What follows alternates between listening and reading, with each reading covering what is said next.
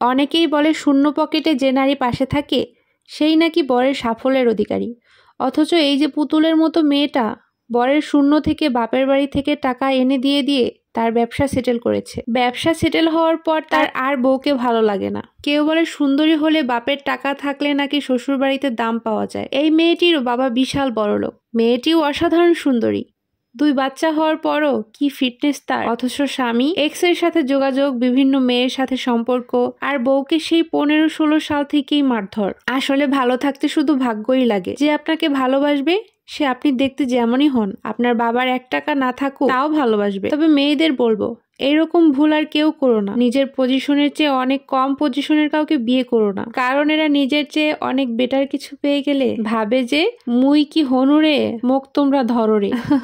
নিজের যোগ্যতা যেমন তার চেয়ে বেশি উপরের কাউকে বা বেশি নিচের কাউকে বিয়ে করা কখনোই কল্যাণকর নয়।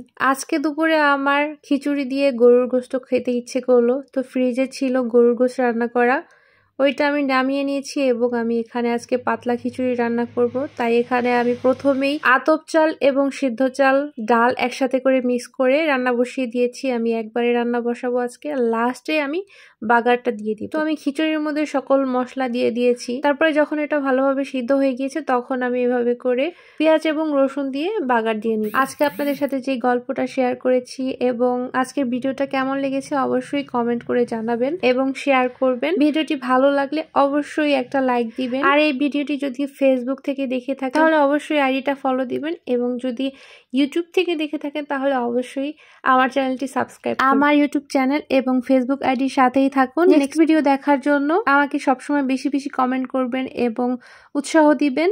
সবাই আমার পাশেই থাকবেন চ্যানেলটি সাবস্ক্রাইব করে এবং আইডি ফলো দিয়ে লাইক, কমেন্ট এবং শেয়ার করে।